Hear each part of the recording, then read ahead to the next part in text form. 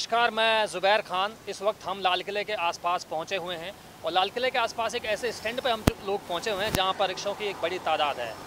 आपको बता दें कि पहली दफ़ा हमें इस बात का एहसास यहाँ पे लोगों से बातचीत करके जानकर पता लगा कि रिक्शों के भी लाइसेंस होते हैं और रिक्शे भी रिचार्ज होते हैं। क्या आप ऐसे हालात में रहने की कल्पना कर सकते हैं जब आप असम से 7 साल की उम्र में भागकर रोज़गार की तलाश में दिल्ली आए और आपको एक ऐसे काम के सहारे ज़िंदगी को गुजारना पड़े जिसमें आप गाली सुनने के आदी हो जाएं, जिसमें आप मारपीट के लिए हमेशा तैयार रहें, जिसमें रोज़ आप इस डर से पैसा कमाने के लिए घर से निकले कि पता नहीं आज कौन गाली देगा, कौन अपमान करेगा। शायद सहम गए हैं ना आप, लेकिन ये है।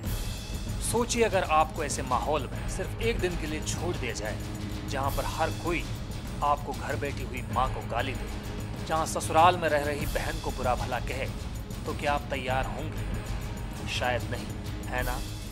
लेकिन ये है। आप शायद अभी तक ना समझे हों, लेकिन मैं आपको बताना चाहूँगा कि मैं बात कर रहा हूँ मेहनतकश रिक्शा चालकों की। हमारे देश का हिसाब किताब ऐसा है कि यहाँ पर हर कोई कभी ना कभी रिक्शे में ज़रूर बैठा है। इसमें अमीर ही नहीं, हर क्लास का आदमी बैठता है, अपनी मंजिल पर पहुँचता है। लेकिन जो आदमी धूप में, बारिश में, ठंड में आपके वज़न को अपने पैरों के दम पर उठाता है, जिसमें अक्सर आपके बच्चों का, दोस्तों का भी वज़न होता है, आपका भारी भरकम सामान भी साथ में होता है, आप हंसते हुए, खेलते हुए 10-20 रुपये देकर उस रिक्शा चालक को 10-20 मिनट में भूल जाते हैं। क्या आप सोच सकते हैं कि देश के नागरिक रोड पर जाम लग जाने के बाद कैसे कांपने लग जाते हैं? क्योंकि इनको पता होता है कि कोई किसी से कुछ नहीं कहेगा, पुलिस भी इन्हें डंडा मारेगी, मर्सिडीज में बैठी मैम भी इनको आंख दिखाएगी, हीरो होंडा पर बैठे युवक भी इनको कहेंगे ओह एक साइड हट जा, और आप चुपचाप ये सब सुनते रहें। क्योंकि आपकी जहनियत ऐसी बन गई है कि मेरा इससे क्या मतलब। जब तक आप रिक्शे में बैठे हैं तब तक तो आपका मतलब है ना सर, लेकिन आप कानों में ईयरफोन लगाकर देश बदलने के लिए किसी एनजीओ में नौकरी के लिए चुपचाप से निकल जाते हैं। लेकिन इनके सब्र को भी दाद देनी पड़ेगी, कुछ नहीं कहेंगे, सिर्फ सुनेंगे सबकी। शायद ये इनकी रोटी की कीमत भी है। बहरहाल जब तक है जाम, इनकी ज़्यादातर ज़िंदगी का हिस्सा रिक्शे पर ही पल खाता है। इनको इस बात की भी कोई परवाह नहीं है कि दिन रात में लोग कितना प्रदूषण जाने अनजाने खा पी जाते हैं, गाड़ियों के भयानक शोर से होने वाले नुकसान से अनजान है। इनके लिए मामूली सी खुशी ही काफ़ी है कि अगर उनको रिक्शे पर ही सोने दिया जाए, खाने पीने दिया जाए, बस कोई गाली ना दे, गुस्से में बोले ये भी सह लेंगे, ये आँख दिखाएगा, ये भी चल जाएगा। लेकिन जब रिक्शा चलाने के साथ साथ गालियों को भी चलाया जाए तो कैसा लगता है? जब यही अपने बच्चों के रिक्शा पायलट शाम में घर लौटते हैं तो बच्चे पूछते हैं कि बापू आज क्या लाए हैं, लेकिन उन्हें क्या पता कि बापू रोज़ कुछ और भी लाते हैं। लेकिन उसको अगर आपको बताएंगे तो बहुत रोएंगे आप, जाने नहीं देंगे बापू को काम पर। अपने मालिक का भी शायद आपको ना बता पाए कि आपके लिए उनको कई बार जंजीरों में भी बांधा गया है। ये बात तब की है जब उन्होंने आप लोगों से कहा था कि एक छोटे से एक्सीडेंट के कारण ये सब हो गया है। अब तो लाइसेंस भी मिलने लगा है इन भारतीय रिक्शा चालकों को, लेकिन इसकी भी इनकी तरह कोई पूछ नहीं है। कहाँ के रहने वाले हैं आप? बिहार के। अच्छा, आप ठेकेदार हैं यहाँ पे ठेले वाले के? नहीं, मैं तो ऐसे 5-6-7 लेबर काम करते हैं हमारे साथ आदमी। अच्छा, तो आप मजदूरों को कितना पैसा देते हैं मजदूरी के लिए? जो दुकान से मिलता है उसमें आधे से बराबरी हिस्सा देते हैं। लगभग कितना पैसा फिर भी एक मजदूरी के लिए? 10 रुपये बोरी भी है, 20 रुपये भी है, इसमें 5 रुपये भी है। अच्छा, मजदूरी जो लोग यहाँ पे करते हैं वो कहाँ तक पहुँच जाते हैं? मतलब कितनी दूरी वो तय कर लेते हैं यहाँ पे पैदल चलकर? यहाँ से नई दिल्ली तय कर लेते हैं। नई दिल्ली रेलवे स्टेशन 4-5 किलोमीटर इसका 4-5 मतलब? किलोमीटर। अच्छा, कश्मीरी गेट बस अड्डा? हाँ, कश्मीरी गेट बस अड्डा यहाँ पे ले जाते हैं। और कहाँ कहाँ पहुँच जाते हैं आप लोग? बस यही कश्मीरी गेट, बस अड्डा, 12 टूटी, अच्छा, खन्ना मार्केट। कम से कम मजदूरी कितनी होती है एक मजदूर की? 200, 250, 300, 400। एक चक्कर में? नहीं, भर दिन में, सारे दिन में, पूरे दिन में एक मजदूर 200 रुपए कमाता है लगभग? 300-400 बस, यही ज़्यादा 300-400 रुपए गर्मी में? गर्मी सर्दी दोनों यही है। अच्छा, तो आपका रहने वहने का इंतजाम क्या होता है शाम में? शाम में रूम में है, रूम किराए पे ले रखे हैं। अच्छा, हाँ, नहीं तो ठेला पे सो गए, नहीं तो खाना पीना खा के अच्छा, होटल ठेले से। पे भी सो जाते हैं? हाँ इसी पे नहा लेते हैं, खा लेते हैं? हाँ, इसी पे शौचालय में नहा लिए, यहीं खाना होटल से लेके खा लिए, यहीं सो गए ठेले पे। अच्छा, तो यहाँ पे कहाँ के लोग ज़्यादा काम करने वाले हैं? बिहार से हैं या बंगाल से हैं या असम से हैं? कहाँ से हैं? राजस्थान के भी है, बिहार के भी है, अच्छा, हर यूपी के भी है, हर जगह के आदमी है यहाँ। अच्छा, अच्छा, तो आप अपने राज्यों में काम क्यों नहीं करते? अपने इलाकों में काम क्यों नहीं करते? काम- अपने घरों के आसपास? घरों के आसपास काम मिलता नहीं है, घरों के आसपास काम अच्छा। है नहीं तो काम करेंगे क्या? लेकिन सुनने में ये आया कि जब इलेक्शन होता है, चुनाव होता है, तो नेता लोग यहाँ पे गाड़ियाँ भेज देते हैं कि इलेक्शन में वोट आपको डालना है, तो उस वक्त आप उनको क्यों नहीं कहते कि रोजगार हमें दीजिए? रोजगार वहाँ हम लोग के छोटे लोग के कहाँ सुनवाई होती है वहाँ पे? जी, छोटे लोग के सुनवाई होती कहाँ, बड़े लोग के सुनवाई होती है।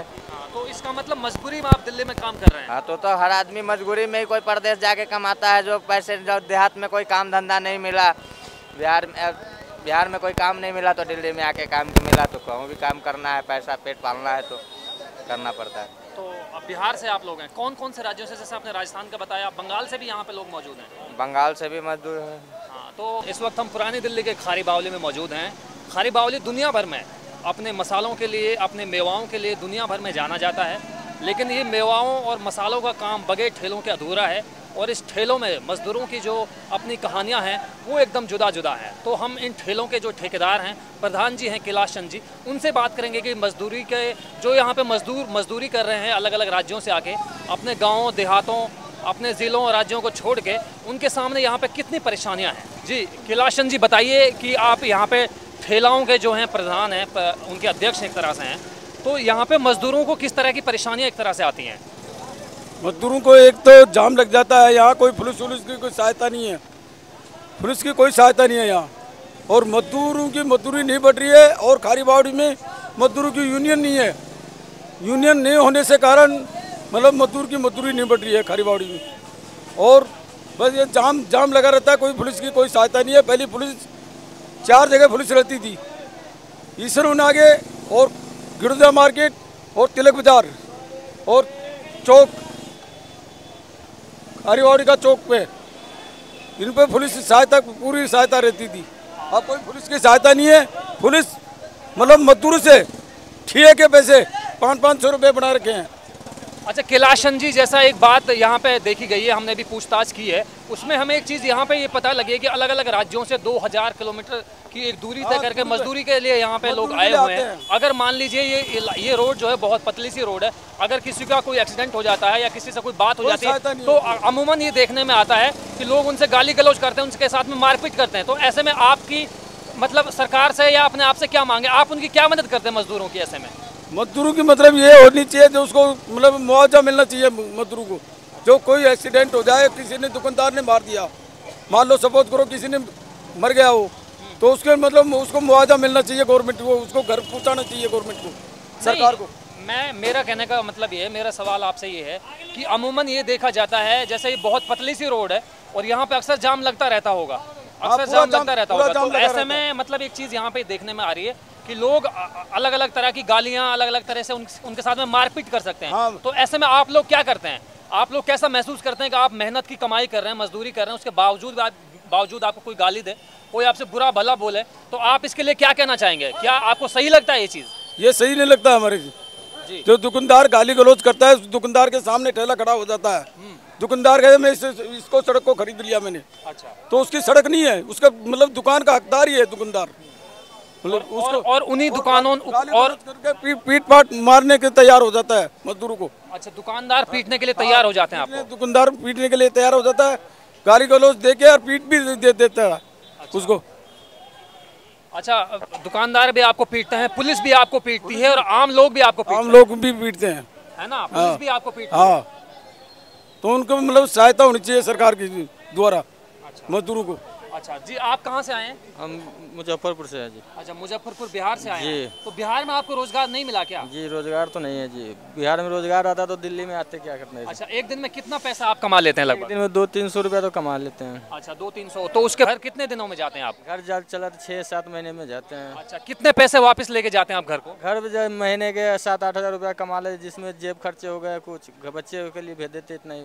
अच्छा, मैं ये सवाल और मेरा है यहाँ पे कि 42 का टेम्परेचर आज है दिल्ली में, और इतनी सारी गर्मी में आप पूरे दिन में 400-500 रुपये कमाते हैं, और नई दिल्ली यहाँ से कम 4-5 किलोमीटर की दूरी पे है, कश्मीरी गेट की भी दूरी यहाँ से कम 2 किलोमीटर है, तो ऐसे में इतनी कड़ी धूप में आप कैसे काम कर रहे हैं? क्या करें, मजबूरी है, करना पड़ता, नहीं करेंगे तो फिर यहाँ रोटी ना मिलेगा। अच्छा। हाँ, गर्मी है, गर्मी में करना पड़ता है, क्या करें, मजबूरी है। और कौन कौन से इलाकों से यहाँ पे लोग काम कर रहे हैं? और दिल्ली ऐसा शहर जहाँ कोई ऐसा इलाका नहीं है जहाँ के नहीं आए हैं पब्लिक है। हाँ जी। अच्छा, एक चीज़ और यहाँ पे देखने में आ रही है कि जब इलेक्शन का वक्त होता है, इलेक्शन का टाइम होता है, तो जैसे आप बिहार से हैं तो बिहार के लोग यहाँ पे गाड़ियाँ भेज देते हैं। उत्तर प्रदेश में अगर इलेक्शन होता है तो यूपी के लोग यहाँ पे, यूपी के जो नेता हैं वो यहाँ पे गाड़ी भेज देते हैं वोट डलवाने के लिए। बाद में जब इलेक्शन खत्म हो जाता है तो वो वापस मजदूरी के लिए यहीं पे आ जाते हैं। तो ऐसे में आप अपने नेताओं से क्यों नहीं कहते कि हमें रोजगार दिया जाए? लेकिन नेता तो सुनते नहीं ना, वो तो इलेक्शन वोट ले लेते हैं, वोट लेने के बाद बस उनका अपना काम हो गया, अपना उससे मतलब ही नहीं है मजदूर से। सरकार को यूनियन बनानी चाहिए मजदूर के लिए, क्यों यूनियन अनिवार्य है। यूनियन होगी तो मजदूर जो भी कोई एक्सीडेंट हो गया उसको मतलब सरकार से यूनियन का मतलब मजदूरों को मुआवजा मिलना चाहिए, मरने का उसका पैसे मिलना चाहिए, उसके परिवार को खर्चा उसको। ठेला ऐसा काम है जिसमें खून पसीना, खून है, ताकत है, जब तक कर सकते हैं, उसके बाद कुछ नहीं, उसके बाद बच्चे भूखे मरने लगे और क्या करेंगे। जब तक खून है, गोर हाथ टूट गया, चोट लग गया, उसके बाद कुछ नहीं, उसके कुछ होने वाला है। तो आपके बच्चे बिहार में रहते हैं या यहीं दिल्ली में ही रहते हैं? बिहार में रहते हैं जी। अच्छा, बिहार में आपके बच्चे रहते हैं, तो वहीं पे पढ़ा रहे हैं आप उनको? जी, पढ़ा रहा हूँ ना। हाँ जी। जी, आप कहाँ से रहने वाले हैं? हम बिहार का। अच्छा, आप भी बिहार के रहने वाले हैं। आपका जिले का नाम क्या है? मधुबनी जिला। हैं जी?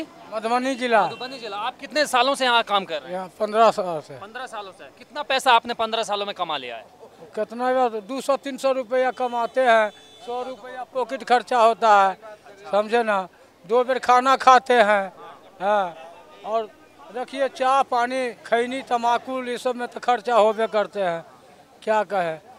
अच्छा, इन 15 सालों में आपका जो अनुभव है वो क्या कहता है कि मतलब लोगों ने किस तरीके से आपके साथ में लोग पेश आए हैं? आपको गालियां भी दी होंगी, आपके साथ मारपीट हुई है, कभी गालियां दी गई हैं आपको कभी? ऐसे तो मार्केट में होता ही रहता है, मार्केट है तो ऐसा ही होता ही रहता है। मतलब गाली देना या गाली सुनना या मारपीट सहना ये एक आदत सी हो गई है आपकी 15 सालों में? और तो क्या करेगा, बर्दाश्त तो करना पड़ेगा। बोल देते हैं प्रधान, क्या करे, बर्दाश्त तो करने पड़ेगा गरीब आदमी को। हाल का चोरा वाला प्रधान जी गाली गलौज करता है, उससे वो बोलेगा। प्रधान जी भी गाली गलौज करते हैं? हाँ हाँ, सामने गाड़ी गलौज करता है कि रोड में ठेला नहीं लगाओ, ये नहीं लगाओ, वो नहीं लगाओ। इन्हीं दुकानों के, इन्हीं दुकानदारों के सामान को ढोते हैं और बावजूद इसके यही आपको गाली देते हैं? गाली देते हैं। अच्छा, समझे ना। कहते हैं तो वो मारते, बोलता है थाना के बुला लो, तो पुलिस के बुलाओ, मारेंगे साले को, अंदर करवाओ। उसको मजदूर को सुनता नहीं है, उसी को बात सुनता है। तो पुलिस को आपने कभी शिकायत नहीं की कि हमारे साथ ये बदतमीजी होती है, हमें गाली गलौज होती है, हमारे साथ में ये गलत काम हो रहा है? नहीं, हम लोग नहीं कुछ कहते हैं। वाला भी पैसे वाले के ही सुनते हैं, क्योंकि हमारे मजदूर के कोई नहीं सुनता है जी। अच्छा, आप कहाँ के रहने वाले हैं? सर हम बिहार के हैं, मधेपुरा जिला। अच्छा जी सर। आपको कितना वक्त हो गया यहाँ पे? सर 15 साल लगभग हम लोगों को भी हो गया सर। अच्छा, कितना पैसा आपने 15 साल में कमाया है? सर यही मजदूरी होता है, 300-400 कभी कमा लेते हैं। हाँ बस ये हो गया, कभी नहीं होता, कभी अच्छा, कुछ आपके बच्चे यहीं पे हैं या फिर वहीं? नहीं सर, गाँव में रहता है सर। गाँव में रहता है? जी सर। तो आपके साथ में भी वही चीजें हुई होंगी जो यहाँ पे होता है कि गाली गलौज होता है, और कैसा होता है, कितना अफसोस होता है आपको जब आपको कोई मजदूरी के बाद में आप जब अपनी मेहनत की कमाई यहाँ पे खा रहे हैं, उसके बावजूद जब आपके साथ में कोई इतनी बदतमीजियाँ कर रहा है और इतनी गाली गलौज आपके साथ कर रहा है, उसमें प्रधान भी शामिल है, उसमें पुलिस भी शामिल है और उसमें आम लोग भी शामिल है जो इस रोड से गुजर रहे होते हैं, तो आप क्या कहेंगे इसके लिए? सर हम लोग तो सोचते हैं कि बराबर अगर नहीं बोलेंगे तो रोजी रोटी है, क्या बात सुनिए, पुलिस वाले को बोलेंगे, चलो ऐसे काम तो चलता है। हम लोग चलो छोड़ नहीं उतना बोलते हैं, चलो भाई रोजी रोटी है, चलो सबके साथ ऐसा होता है, तो हम लोग नहीं बोलते किसी से। तो पुलिस पर आपका कोई यकीन नहीं है? यकीन नहीं है, क्यों सर, उन लोग पैसा वैसा खाता है उन लोगों से, इसलिए हम लोग का भरोसा करते हैं कि चलो बड़े आदमी बड़े के साथ है। जी सर, इसलिए हम लोग बोलते हैं। तो जैसे आपने बताया कि आप बिहार से हैं और इतने मतलब 1500 किलोमीटर दूर जब आप दिल्ली जैसे शहर में आए हैं और उसके बावजूद जब आपके साथ में कोई इतनी बड़ी कहानी करे, बदतमीजी करे, गाली दे, तो कितना बुरा लगता है? आपको एहसास नहीं होता कि मुझे वापस चले जाना चाहिए इस शहर को छोड़ के? अब सर क्या करेंगे सर, मजदूरी तो करना है ना, कहीं चाहे बिहार कर ले चाहे दिल्ली कर ले सर, बाल बच्चे कैसे सर त्यागेंगे कि 2 पैसा तो कहीं कमाना है, बताओ। जी आप और बताइए सर, आप भी ठेले का काम करते हैं? जी सर। हाँ, तो बताइए, मैं ठेले का काम करता हूँ। आपका नाम क्या है? मेरा नाम अशोक कुमार खटाना। अशोक कुमार, आप कहाँ के रहने वाले हैं? जी, जिला रेवाड़ी, तहसील बावल। जिला रेवाड़ी, तहसील बावल, यानी हरियाणा के रहने वाले आप हैं। हरियाणा एक पता है आपको, हरियाणा के जो नेता हैं या हरियाणा की जो सरकारें हैं वो आज तक ये बोलती रही हैं कि हरियाणा पूरे देश में सबसे ज़्यादा डेवलप स्टेट है, सबसे ज़्यादा विकसित राज्य है। लेकिन आप जैसे लोगों को जब उनको पता लगेगा कि वो खारी बावली में मजदूरी कर रहे हैं तो उनको कैसा लगेगा? आप अपने नेताओं को, हरियाणा वालों को क्या कहना चाहेंगे? नेताओं को अपन क्या कहेंगे, यही कहेंगे कि अपना अपना घर भर रहे हैं सब, और कुछ नहीं हो रहा है यहाँ पे। अच्छा।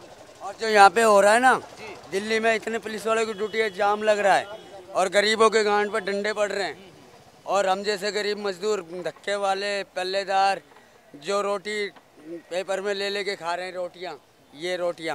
रोटियाँ पेपर में ले लेके खा रहे हैं, ऐसे आदमियों को मारा जा रहा है। और जो पैसे वाले हैं, जो अपना आपको घमंडी है, उन लोगों को कुछ नहीं है, उन लोगों के लिए एक रास्ता खुला है। अच्छा, तो आपको घर गए हुए अभी कितने दिन हो गए हैं? मैं सर घर पहुंचता रहता हूं, लेकिन एक्चुअली मेरे को अभी इस टाइम में 4 महीने हो गए होंगे। अच्छा, आपके बच्चे वहीं गांव में ही हैं? जी सर, मेरे 2 लड़की हैं, ऑलरेडी मेरे बीवी नहीं है। मैं जब मेरी छोटी लड़की थी वो 6 महीने की थी, उस टाइम में वो गुजर गई थी। मैंने खुद से शादी नहीं की।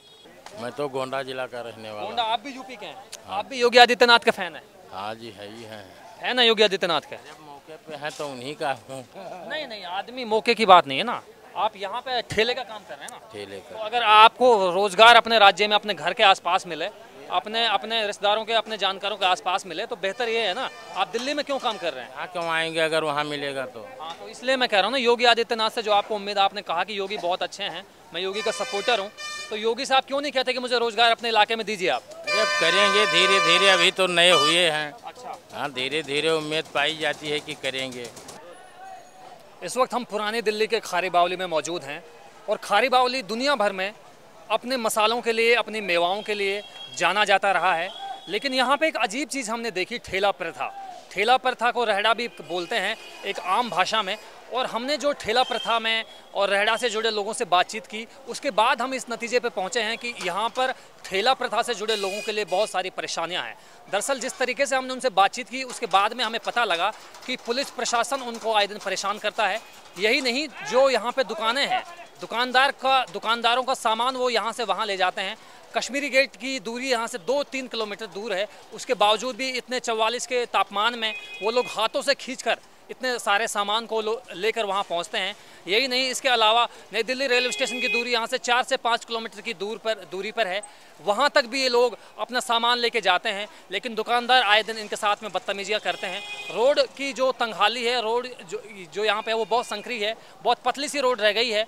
इसके बाद में यहाँ पर आए दिन ट्रैफिक जाम का लगना आम बात हो गई है। ऐसे में जो दूसरे राहगीर होते हैं, उसमें कार चालक भी है, उसमें स्कूटर चालक भी है, उसमें बाइक चालक भी है, उसमें इवन साइकिल वाला भी है, पैदल यात्री भी हैं, वो तमाम लोग यहाँ पे जो ठेला से जुड़े लोग हैं, जो रेहड़ा से जुड़े जो लोग हैं, इनके साथ में वो आए दिन बदतमीजियाँ कर रहे हैं, इनको गालियाँ दे रहे हैं। और बहुत दुख होता है इन लोगों को जब ये लोग उत्तर प्रदेश से, जहाँ पे आदित्यनाथ योगी मुख्यमंत्री हैं आजकल, लालू प्रसाद यादव के राज्य से, नीतीश कुमार के राज्य यानी बिहार से लोग यहाँ पे मौजूद हैं, बंगाल से यहाँ पे लोग आए हुए हैं, छत्तीसगढ़, मध्य प्रदेश, असम और आंध्र प्रदेश के राजधानी हैदराबाद तक से यहाँ पे लोग आए हुए हैं। और मुझे हैरानी तो तब हुई जब हरियाणा जैसे विकसित राज्यों से भी यहाँ पे लोग आए हुए हैं। हरियाणा के रेवाड़ी ज़िले से, जैसा कि हमारी बातचीत हुई, वहाँ पे भी हमने देखा कि हरियाणा जैसे बड़े और विकसित राज्यों से भी लोग यहाँ पे ठेला प्रथा की जो मजदूरी है सालों से यहाँ पे कर रहे हैं।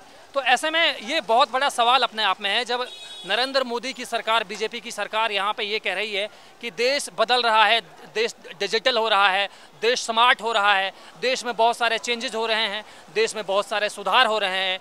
ऐसे में ये सवाल अपने आप में मेरे हिसाब से सरकार को भी अपने आप से पूछने चाहिए कि जब ठेला प्रथा जैसी अभी भी कुछ चीज़ें ऐसी देश में बची हुई हैं जिनका सुधार करना बहुत लाजमी है, और एक बहुत बड़ी तादाद में दशकों से यहाँ पे लोग ये काम कर रहे हैं, ये अपने आप में बहुत बड़ी एक दुखदाई है, शोचनीय है, दयनीय है ये हालत इनकी। और बार बार हम इसी बात की जिस तरीके से गुहार सरकार से लगा रहे हैं कि ना तो इनके पास कोई लाइसेंस है, ना इनके पास रहने के लिए घर है, बस ये पूरे दिन में ऐसे 44 के तापमान में पूरे दिन में लगभग 400 से 500 रुपये डेली कमाते हैं। तो ऐसे में सवाल ये है कि जब महंगाई के इस दौर में 400-500 रुपये के साथ में मज़दूर लोग गुजारा कर रहे हैं और उसके बावजूद भी उनको इतनी सारी परेशानियाँ और इतनी सारी बेइज्जतियों के साथ रहना पड़ रहा है, ये अपने आप में बड़ा सवाल है। कैमरामैन रैन के साथ मैं खारी बावली दिल्ली से जुबैर खान, नेशनल दस्तक के लिए। चांदनी चौक में जिस रिक्शे में मैं फ़िलहाल बैठा हुआ हूँ, ये रिक्शा कई मायनों में अपने आप में ख़ास है। दरअसल मैं और मेरे साथी रैन जब खारी बावली से वापस लाल किले की तरफ आ रहे थे तो हमें सोफिया जी मिली। सोफिया जी अकेली चांदनी चौक में एक ऐसी रिक्शा चालक हैं जो पिछले 8 महीनों से यहाँ पर रिक्शा चला रही हैं। तो सोफिया जी से हम जानने की कोशिश करेंगे कि आप कैसे इस माहौल में, जबकि रिक्शा चालकों को अमूमन लोग बदतमीजियों से पेश आते हैं, आप कैसे इस माहौल को झेल रही हैं, किस तरीके से आप रिक्शा चला रही हैं। आप अकेली मुस्लिम महिला यहाँ पे एक तरीके से काम कर रही हैं, तो ये अपने आप में बहुत बड़ा सवाल है। सोफिया जी से हम यही जानने की कोशिश करेंगे कि सोफिया जी बताइए कि पिछले 8 महीनों से आपने किन परेशानियों का सामना किया। मैंने काफ़ी सारी परेशानियों का सामना किया है। काफ़ी रिक्शे वाले होते हैं, कभी ऑटो वाले या बाइक वाले, बाकी होते हैं ये कार वाले वगैरह भी। अगर हम लोग इनके आगे ज़रा ब्रेक भी लगा लेंगे तब भी वो गंदी लैंग्वेज इस्तेमाल करते हैं। तो सोफिया जी आपको कैसा लगता है जब आपको पता है कि महिलाओं के लिए ये प्रोफेशन नहीं है, ये अक्सर इसमें महिलाएं नहीं आती हैं, तो आप अकेली महिला पिछले 8-9 महीने से यहाँ पे काम कर रही हैं, अपने घर को, अपने बच्चों को आप देख रही हैं, पाल रही हैं, तो ये अपने आप में बहुत बड़ा सवाल है। आपको कैसा लगता है कि मतलब आप मतलब मजबूरी में इस काम को कर रही हैं या फिर आपको ये करना ही था कि सरकार ने आपको ये सुविधा दी है इसको चलाने के लिए, रिक्शा को, इस तरीके से ये काम कर रही हैं, आप मजबूरी में अपने बच्चों का पेट पाल रही हैं एक तरह से? मैं तो अपना परिवार चलाने के लिए ये काम कर रही हूँ, लेकिन हर एक लेडीज़ को अपने आप में एक वजूद बनना चाहिए, इसीलिए मैं भी अपनी मेहनत कर रही हूँ। अगर इस लाइन में कोई नहीं आना चाहता वो उनकी मर्ज़ी है, वरना काम तो कोई भी हो, मेहनत का हो, वो हर लेडीज़ को करना चाहिए। अच्छा, जैसा आपने कहा कि मेहनत का काम हो, कोई भी काम हो, मेहनत का काम होना चाहिए। जैसा भी हम देख रहे हैं कि डीटीसी में भी बहुत सी महिलाएं कंडक्टर बनी हुई हैं, तो ऐसे में आपको नहीं लगता है कि महिलाओं को भी, जैसे मुस्लिम महिलाओं के लिए आजकल तरह तरह की बातें कही जा रही हैं कि अगर काम कोई भी हो, मेहनत का काम हो, ये तमाम चीज़ें आपकी सही हैं, लेकिन आपको इज़्ज़त भी अगर काम के साथ मिले तो ज़्यादा बेहतर रहेगा, क्या कहेंगे आप? अगर इज़्ज़त मिलेगी तो हमें बहुत फ़ख्र होगा अपने ऊपर, और हम इन जेंट्सों से भी बहुत बड़ा थैंक यू बोलेंगे कि हमें वो इज़्ज़त दें। अगर इज़्ज़त नहीं देते हैं तो वो उनकी बदतमीज़ी है, वो उनका निजी मामला है, वो गलत आदमी है, इसीलिए वो हमें इज़्ज़त नहीं देते हैं। रमेश जी बताइए, जैसा कि आपसे हमारी बातचीत हुई थी अभी कुछ देर पहले, आपने बताया था कि आप असम से यहाँ पे 7 साल की उम्र में दिल्ली आ गए थे रिक्शा चलाने के लिए, तो इसके पीछे क्या मजबूरियाँ आपकी रही थी? मजबूरी काफ़ी रही है। देखिए जी, ये रिक्शे चलाते हैं हम लोग, काफ़ी जाम में भी, भीड़ में भी फंसते हैं, और कभी कभार सवारी कोई शरीफ तो मिलता नहीं, कभी कभार उल्टे सीधे सवारी मिलता है। सवारी सबसे ज़्यादा हमें दिक्कत होती है गलियों में जाने की। गलियों में जाते हम लोग, सवारी ऐसी होती है, हम लोग 20-25 रुपये में बिठाते हैं, आगे जाके थोड़े बहुत कम भी दे देते पैसे, और ऐसे ऐसे गलियों में जाना पड़ता है हमें कि जिस जगह साइकिल भी नहीं घुसती है, उस जगह में जाना पड़ता है। और हम लोग, काफ़ी गर्मी पड़ रहा है इस टाइम, और थक जाते हैं, चलाते चलाते थक जाते हैं, कहीं बैठ जाते हैं तो उसमें भी सवारी आती है, कहता भाई चलो आगे चलो। और अगर कहीं हम लोग चांदनी चौक में ऐसे साइड में कहीं रिक्शा लगा के बैठे हैं तो कार वाले भी आते हैं, उसमें कह रहे रिक्शे हटा लो, हम कार लगाएंगे। मजबूरन हमारे यानी कोई कीमत नहीं है, रिक्शे वाले का कोई इज्जत नहीं है, कोई कहीं नहीं, बिल्कुल एक डंकी और हॉर्स, और जैसे हम लोग काम कर रहे हैं बिल्कुल एक बुल की तरह हो गए, हम बुल की तरह काम करते हैं, जैसे हम लोग बिल्कुल बैल की तरह है, जैसे बैल को हाँक दिया चल दिया, वही हिसाब है हमारी। रिक्शे वाले को हर जगह गाली मिलती है, हर जगह थप्पड़ उप्पड़ भी खाने पड़ जाता है, फिर भी हम लोग कोई जवाब नहीं देते हैं। अच्छा, आप जवाब क्यों नहीं देते? मतलब जब आपको लोग गाली देते हैं, आपको लोग बदतमीजी से पेश आते हैं, आप जवाब क्यों नहीं देते? आप क्यों नहीं कहते कि हम भी इस देश के नागरिक हैं, हम गाली क्यों खाएं आपकी?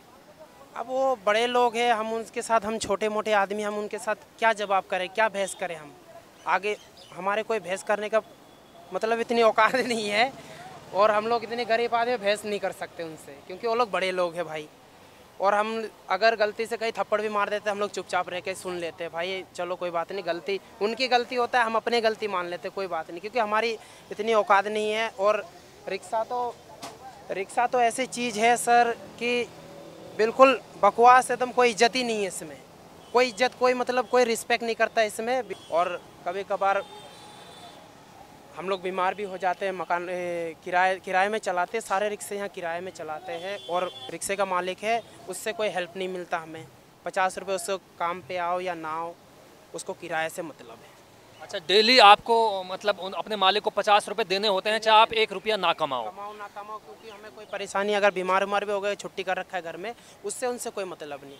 तुम्हें जब आओगे तुम्हारे भैया 3 दिन का किराया हो गया, चाहिए तो चाहिए। अच्छा, दिल्ली में जो लोग रिक्शा चलाते हैं ये अपने रिक्शों के खुद मालिक नहीं है क्या? नहीं, ज़्यादा करके कुछ है, मतलब 95% मतलब किराए में चलाते हैं, मालिक होते हैं उनकी। बाकी 5% के पास रिक्शा है, लेकिन उन पे भी काफ़ी दिक्कत ही आती है। जब एमसीडी में पास करने जाओ तो ये सब पास के भी पैसे उसे लगते हैं ज़्यादा, तो ये है इसमें। अच्छा, एक चीज़ जैसे रमेश जी आपने बताई थी कि रिक्शा भी रिचार्ज होते हैं, ये पहली दफ़ा हमें पता लगा कि अमूमन ऐसा होता है कि ये देश ऐसा है कि इसमें किसी न किसी ने कभी ना कभी रिक्शे में सवारी की होती है, लेकिन ख़ुद मुझे भी नहीं पता था कि रिक्शे भी रिचार्ज होते हैं और रिक्शों की भी एक टाइम लिमिट होती है, उसके बाद में उस मियाद के बाद में उनको रिचार्ज करवाया जाता है एमसीडी के थ्रू। तो ये रिचार्ज का क्या प्रोसेस है, ये सिस्टम क्या है? ये रिचार्ज ऐसा है कि इसमें हम लोग रिक्शा लेते हैं, एमसीडी से रिचार्ज करते हैं। रिक्शे से ये होता है, कोई 10 साल की रिचार्ज होता है, कोई 12 साल के रिचार्ज होते हैं। उसको रिचार्ज करने के बाद हम उसको चला सकते हैं। अगर हमने रिचार्ज नहीं करवाया, ऐसे फ्री में रिक्शा चला रहे, अगर कहीं एमसीडी हमें पकड़ लेती है तो हमारे वो रिक्शे पकड़ लेते हैं, फिर एमसीडी में जाके रिक्शे को बंद कर देते हैं, फिर हमें छुड़ाना जाना पड़ता है। फिर छुड़ाने में भी दिक्कत आती है अगर रिचार्ज नहीं करवाते थे हम, तो उसके लिए हम लोग मालिक करवाता है, हम तो रिक्शे किराए में चलाते हैं। मालिक खुद करवा के रखा है रिचार्ज, और हमारे छोटी सी एक लाइसेंस बना के दिया है उन लोगों ने। अभी ये लागू हुआ है, ज़्यादा से ज़्यादा 1 साल हो रहा है। अभी 1 साल में अभी लाइसेंस मिल गया आपको? इस लाइसेंस के क्या मायने हैं, मतलब इस लाइसेंस से आप क्या क्या कर सकते हैं? सिम कार्ड वगैरह खरीद सकते हैं क्या? कुछ नहीं, इसमें सिर्फ ये है कि इस लाइसेंस का एक ये है कि ये मेरा लाइसेंस है। अच्छा। इसमें सिर्फ इसमें यही है, इसमें कोई फ़ायदा नहीं है। सिर्फ ये फ़ायदा है कि हाँ मैं रिक्शा चलाता हूँ। अच्छा। इसमें कुछ भी नहीं कर सकते, ना तुम सिम कार्ड निकाल सकते, ना तुम कोई चीज़, कुछ नहीं है इसमें। बाकी हम लोग के आधार कार्ड के एड्रेस लेते हैं ये। अच्छा, आधार कार्ड के बाद में ये लाइसेंस आपको मिलता है? तो आधार कार्ड के मिलने के बाद होना तो ये चाहिए कि इससे सब कुछ मिलना चाहिए, जैसे ड्राइविंग लाइसेंस से मिलता है, जैसे कार के लाइसेंस से मिलता है या स्कूटर के लाइसेंस से मिलता है। क्या आप चाहते हैं ऐसा होना चाहिए कि आपको भी सिम कार्ड मिले या पहचान पत्र के रूप में इस आई कार्ड को सरकार वैध माने? इसकी कीमत होना चाहिए, हम चाहते हैं कि इसकी कीमत कुछ हो, और इसमें हमें सिम भी निकाला जाए। अगर कभी कोई काम पड़ जाए, सरकारी कोई काम पड़ जाए, तो इससे उसकी काम करे ये।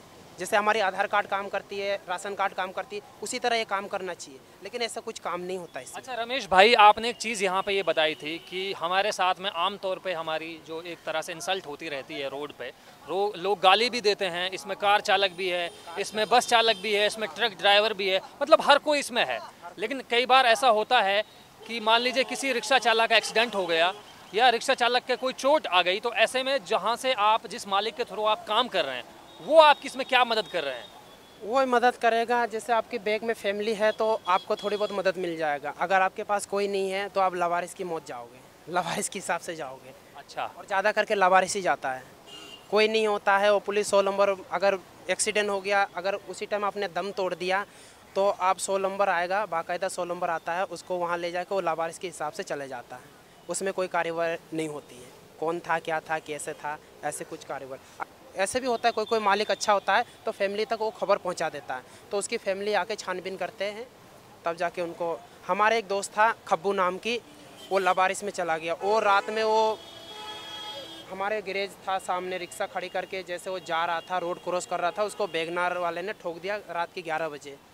रात के 11 बजे ठोका तो हमारे वहाँ एक ठिया लगाता था, पान की दुकान, जानने वाला था वो, तो उनने बताया आपकी कोई साथी गुजर गया, मतलब ठोक के चला गया कार वाले पकड़ा गया नहीं। वो फिर वो लावारिस चले गए। हम गए, अरविंद में गए थे, वो दिया नहीं हमें लाश। हम 5-6 आदमी मकान ले गए थे। अच्छा, आप कहाँ से रहने वाले हैं? बिहार से। अच्छा, आपका नाम क्या है? मोहम्मद इरशाद। अच्छा, मोहम्मद इरशाद भाई, आपको यहाँ पे रिक्शा चलाते हुए कितना वक्त हो गया लगभग? मेरे को हो गया यहाँ पे दिल्ली में कम से कम 20 साल। अच्छा, 20 साल हो गए। अच्छा, 20 साल में आपने अपना रिक्शा क्यों नहीं खरीदा आज तक? अपना रिक्शा खरीदना, मतलब अपना रिक्शा कोई वैल्यू नहीं है, नहीं कोई जल्दी पासिंग दे, न कुछ दे, ऐसा है यहाँ पे से। पासिंग क्या है? पासिंग क्या है? ये जो पर्ची लगी है ना इसमें, अच्छा, ये एमसीडी का पर्ची है। अच्छा, सही है। अच्छा, तो उनकी सेटिंग होती है मालिक वालों से। अच्छा, ये पासिंग तो अलग से कराते हैं। अच्छा, फिर उनका सेटिंग होती है उनसे? हाँ, उनकी जो होती है बनी रहती है पैसे महीने की। अच्छा, 10,000 5,000 हर महीने में देगा। हाँ, चाहे कितनी भी गाड़ी हो, उनके पास 10 गाड़ी हो, 50 गाड़ी हो, 100 गाड़ी हो, और गाड़ी चला के जो पोलर है उनको सिर्फ एक गाड़ी का ऑर्डर है पास कराने का। अब मालिक हो ना 1000 गाड़ी रख रखी है। इनका कोई मतलब ये नहीं है कहने वाला। अच्छा, एक चीज़ यहाँ पे ये सुनने में आ रही थी भाई साहब, जैसे लोगों से हमने बातचीत की है, जो मालिक होते हैं रिक्शों के मालिक जो हैं, ये अगर मान लीजिए आपने 50 रुपये 60 रुपये जो रोज़ाना के आपको देने होते हैं मालिक को, अगर मान लीजिए किसी दिन ऐसा हो जाता है कि आपकी दिहाड़ी नहीं बनी या आपने 60 रुपये की कमाई नहीं की और आप मतलब उसको मालिक को कह देते हैं कि भाई आज कमाई नहीं हुई, तो वो कोई भी एक्सक्यूज़ कोई भी बहाना मानेगा नहीं। और सुनने में ये भी आया कि कई बार वो जंजीरों से बांध देते हैं उस आदमी को, उस रिक्शा चालक को। तो ये क्या है ये सब? सर ऐसा होता है, कहते हैं जैसे आज झाड़ी का काम नहीं हुआ तो सर अगले दिन दे सकते हैं हम लोग, अगले दिन कहते हैं ऐसे मालिक इतने बढ़िया होते हैं, उनसे कह दो कहते हैं भाई तो आज पैसे नहीं है मेरे पे, मैं अगले दिन दे दूंगा पैसे कमा के, आज मेरा काम नहीं हुआ। तो मालिक अच्छा हुआ तो मान जाएगा, और मालिक कहते हैं बुरा हुआ, मालिक बुरा हुआ तो वो मानेगा नहीं, वो क्या कहते हैं कहीं से भी ला, मुझे पैसे से मतलब है, ये बात है सर। और जैसे कहते हैं जंजीरों से बांध देते हैं रिक्शे वालों को, ये गलत करते हैं। ये मतलब बांधते हैं वैसे कोई कुछ है इसमें ऐसे? इसमें बहुत से हैं, आप जब जमुना पार चले जाओ, जमुना पार जाके देखो, जमुना पार में ऐसा सीन होता है, कहते हैं रिक्शा कहते हैं टूट फूट हो जाती है, जैसे पिंचर विंचर हो जाता है इसमें, और कहते हैं जैसे पहिया टूट गया, अगला एक्सल टूट गया, ठीक है ना, मालिक के पास गए, मालिक की टूट फूट होती है, कहते हैं जैसे मालिक की टूट फूट होती है उसमें एक्सल की पिंचर उसका होता है, कहते हैं रिक्शा चलाक का, तो इसमें ये होता है कहते हैं पहिया टूट गया, एक्सल टूट गया तो मालिक गाली बकता है। अच्छा, जे मतलब वही चीज़ें जब शाम में आप घर पे लौटते हैं, जो चीज़ें आपको रोड पे जिन चीज़ों को आप सहते हैं, शाम में घर पे जाके मालिक से भी उन्हीं बातों को आप जब सुनते हैं तो कैसा बुरा नहीं लगता आपको? तो मालिक ये कहता है सर, कहते हैं मुझे उससे कोई टेंशन नहीं है, मुझे उससे कोई कहते मुझे टेंशन नहीं है, ठीक है सर, उससे कहते मुझे तो पैसों से मतलब है, मेरी गाड़ी सही करवा, जैसे गाड़ी चोरी हो जाती है, जैसे ये कहते हैं रिक्शा है, बैटरी रिक्शा है सर, कहते हैं साइकिल रिक्शा है, ये गाड़ी चोरी हो जाती है तो मालिक कहता है मुझे पूरा दंड चाहिए, उसका कोई सुझाव नहीं है सर। जैसे हम बैटरी रिक्शा चलाते हैं, बैटरी रिक्शा कहते हैं चलाते हैं, हम 400 रुपये रोज़ का लाते हैं बैटरी रिक्शा, ठीक है जी। अब काम हो ना हो, मालिक को 400 रुपये तो रोज़ चाहिए, अन्य नहीं होंगे तो मालिक दो बात सुननी पड़ेगी, उसकी मजबूरी क्या है, क्यों सुननी पड़ेगी सर हमें, कल हम उसकी गाड़ी चला रहे हैं, ठीक है, पिंचर तक हो जाता है, पिंचर हमारा होता है, ठीक है, और जैसे मोटा खर्चा हो गया तो वो मालिक का हो गया, मालिक ढंग का हुआ, बढ़िया हुआ, घर जैसी बात हुई तो मालिक मान जाता है। अच्छा, आपका नाम क्या भाई? राजीव नाम है। अच्छा, तो आपका ये रिक्शा अपना है या फिर ये भी मालिक का रिक्शा है? ये मेरा अपना है जी। अच्छा, आपका अपना रिक्शा है। आपका नाम क्या है सर? मोहम्मद आलमगीर। मोहम्मद आलमगीर साहब, आपको कितना वक्त हो गया यहाँ पर रिक्शा चलाते हुए? 30 साल। 30 साल से रिक्शा चला रहे हैं। कहाँ के रहने वाले हैं आप? बिहार के। बिहार के रहने वाले हैं। तो कितना रुपया, कितना पैसा आप एक दिन में कमा लेते हैं लगभग? यही 200-300 बस। 200-300 रुपये कमा लेते हैं। तो घर पे कितना पैसा भेजते हैं आप वापस? जो खा पी के बचता है भेज देते हैं। अच्छा, कितना बचता है लगभग? 1000-2000 तो बच ही जाता है। हर महीना आप 1000 रुपये घर भेजते हैं। चीज़ मैं जैसे हमने रमेश भाई से भी एक चीज़ पूछी थी कि भाई आमतौर पर रोड पे लोग बदतमीजी से पेश आते हैं, तो आप बुजुर्ग हैं तो आपका थोड़ा बहुत लिहाज लोग कर रहे हैं या थोड़ा बहुत आपको समझते हैं कि ये बुजुर्ग हैं, इनके साथ में ऐसा नहीं होना चाहिए? ऐसा कौन समझता है, रिक्शे वाले को कोई नहीं समझता है। अच्छा, कहीं भी खड़े हो जाओ सब गाली ही देते हैं, अच्छा कोई नहीं कहता है, सब बुरे ही कहते हैं। छोटा बच्चा भी आएगा वो भी गाली देगा, बड़ा आएगा वो भी गाली देगा, कहीं खड़े हो जाओ तो भी कहेगा भागो यहाँ से। अच्छा, समझे ना? अच्छा, बच्चे भी गाली देते हैं? हाँ। अच्छा, एक बात बताइए आलमगीर जी, जब इलेक्शन का वक्त होता है, चुनाव का जब वक्त होता है, तो आप वोट डालने के लिए अपने राज्य में अपने घर पे जाते हैं क्या? जी हाँ, जाते हैं। हाँ, तो जाते हैं तो आप अपने नेताओं से क्यों नहीं कहते कि मैं दिल्ली में रिक्शा चलाता हूँ और वहाँ पे मुझे कम से कम घर पे इतनी सहूलियत मिलनी चाहिए कि मुझे दिल्ली ना जाना पड़े, मुझे रोजगार अपने घर पे मिल जाए? नेता किस को संभालेगा, सबको थोड़ी एक आदमी है जो उसको संभालेगा, बहुत बड़ा बिहार है। अच्छा, तो अभी हमने जैसा देखा कि मोहम्मद आलमगीर जी से, जिनकी उम्र कम से कम 70 साल के आसपास है, वो बिहार से यहाँ दिल्ली में आए हैं और पिछले 30 सालों से लगातार यहाँ पर रिक्शा चला रहे हैं। लेकिन जब सरकार के बारे में हमने पूछा, सरकार के रवैये के बारे में उनसे पूछा कि आप वोट डालने के लिए वहाँ ज़रूर जाते हैं अपने घर पे, लेकिन आप नेताओं से ये क्यों नहीं पूछते कि हमें बिहार में अपने घर के आसपास रोज़गार मिले? तो ऐसे में उन्होंने हंसते हुए साफ कह दिया कि सरकार अपनी जगह सही है, नेता अपनी जगह सही है, क्योंकि इस देश में गरीबी, बेरोजगारी, अनपढ़ता इतनी ज़्यादा है कि नेता किस किस को संभालें। और यही चीज़ हमने रमेश जी से भी पूछी थी। रमेश जी ने बताया कि महज 7 साल की उम्र में वो अपने घर को छोड़ के भाग कर दिल्ली आ गए थे, रोज़गार की तलाश में, अपनी बदहाली, अपनी तंगहाली को देखते हुए वो दिल्ली आ गए थे और अब वो यहीं पे काम कर रहे हैं। लेकिन लगातार जिस तरीके से लोगों के ज़बान से वो गालियां सुनते हैं, उसके बाद में मेहनत के बाद में भी उनको जो इज़्ज़त नहीं मिल पाती है, उससे तमाम लोगों में मेरे हिसाब से अफसोस है। वो तमाम लोग इस बात से खफा हैं। कैमरामैन रैन के साथ मैं ज़ुबैर खान, लाल किला, दिल्ली से नेशनल दस्तक के लिए।